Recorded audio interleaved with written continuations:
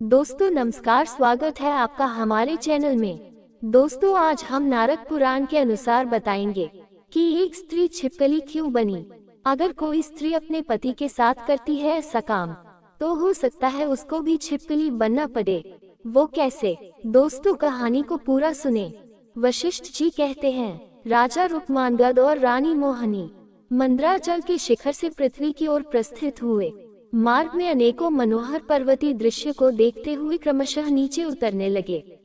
पृथ्वी पर आकर राजा ने अपने श्रेष्ठ घोड़े को देखा, जो वज्र के समान कठोर टापों से धरती को वेगपूर्वक खोद रहा था। उस भूभाग के भीतर एक छिपकली रहती थी। जब तीखी टाप से वह घोड़ा धरती खोद रहा था, उसी समय वह छिपकली वहां से निकल कर जाने लगी। इतने में ही टाप के आघात से उसका शरीर घायल हो गया। दयालु राजा ने जब उसकी ये दशा देखी, तो दौड़कर वृक्ष के कोमल पत्ते से उन्होंने स्वयं उसे नीचे से उठाया और उस छिपकली को साफ जगह पर रख लिया। तत्पश्चात उसे मूर्छित देख पत्नी मोहिनी से बोले, शीघ्र पानी लेकर आओ। ये छिपकली कुचल कर मूर्छित हो गई है।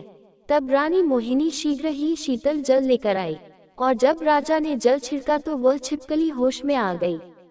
जब छिपकली सचेत हुई तो राजा को सामने खड़े देख वेदना से पीड़ित हो धीरे धीरे इस प्रकार मनुष्य की भाषा में बोलने लगी। तो राजा ने पूछा, कौन हो तुम जो मनुष्य की भाषा बोल रही हो? तो रोते हुए छिपकली ने राजा से कहा, हे राजन, आप मेरा पूर्व जन्म का चरित्र सुनिए। महाराज रमणीय शाकल नगर में मैं एक ब्राह्मण की पुत्री थी। मुझ में रूप था, जवानी थी, तो भी मैं अपने पति की अत्यंत प्यारी न हो सकी। वो सदैव मुझसे द्वेष रखते और मेरे प्रति कठोरतापूर्ण बातें करते थे।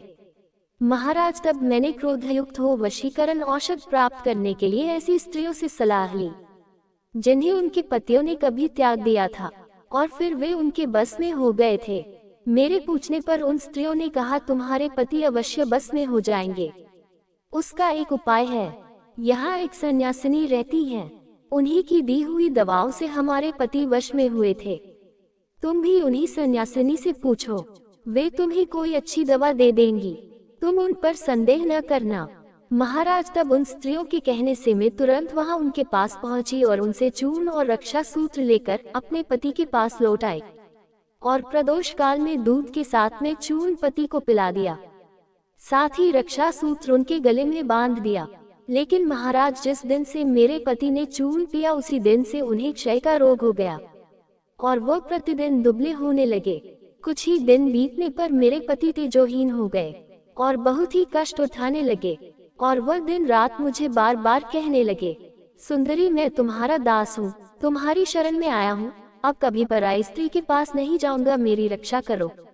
उनका मुझे कष्ट देखा नहीं गया तो मैं उस सन्यासिनी के पास गई और मैंने पूछा, मेरे पति किस प्रकार स्वस्थ होंगे? उस सन्यासिनी ने हमें दूसरी दवा दी और उस दवा को पिलाने से मेरे पति स्वस्थ होने लगे। तब से मेरे पति मेरे अधीन हो गए और मेरी कथनानुसार चलने लगे। उसके बाद महाराज, मेरी मृत्यु हो गई और मैं नरक यातना में पड़ी। मुझे तांबे के भाड़ में रखकर जलाया गया। जब थोड़ा सा पातक शेष रह गया तो मैं इस पृथ्वी पर उतारी गई और यमराज ने मेरा छिपकली का रूप बना दिया। इस रूप में मुझे रहते हुए कई वर्ष बीत गए। और महाराज, यदि कोई दूसरी स्त्री भी पति के लिए वशीकरण का प्रयोग करती है तो उसके सारे धर्म व्यर्थ हो जाते हैं और वह दुराचारिणी स्त्री तांबे के भाड़ में जलाई जाती है। पति ही नारी का रक्षक है, पति ही गति है तथा पति ही देवता और गुरु है।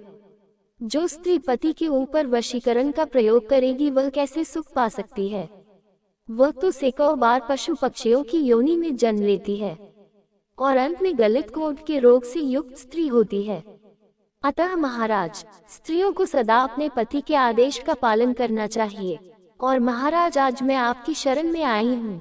यदि आप विजया द्वादशी जनित पुण्य देकर मेरा उद्धार नहीं करेंगे तो मैं फिर पातक युक्त कुत्सित योनि में ही पट जाऊंगी। आपने जो सरयू और गंगा के पाप नाशक एवं पुण्यमय संगम तीर्थ में श्रावण नक्षत्र युक्त द्वादशी का व्रत किया, वह पुण्यमयी तिथि प्रेत योनियों से छुटकारा तथा मनोवांछित फल देने वाली है। उस तिथि को जो मनुष्य घर में रहकर भी भगवान श्री हरि का स्मरण करते हैं, उन्हें भगवान सब तीर्थों के फल की प्राप्त कर देते हैं। महाराज, आप इस पृथ्वी पर धर्म के साथ सात स्वरूप तथा यमराज के मार्ग का विध्वंस करने वाले हैं। दया करके मुझ दुखिया का उद्धार कीजिए।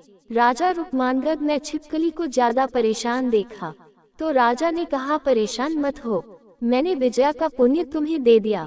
अब तुम समस्त पापों से रहित हो विष्णु लोक को चली जाओ। राजा के ऐसा कहने पर उस स्त्री ने सहसा छिपकली के उस पुराने शरीर को त्याग दिया और दिव्या शरीर धारण करके दिव्य वस्त्र आभूषणों से विभूषित हो वो 10 दिशाओं को प्रकाशित करती हुई राजा की आज्ञा ले अद्भुत वैष्णो धाम को चली गई। दोस्तों, कहानी अगर अच्छी लगी हो तो चैनल को सब्सक्राइब करें। नमस्कार।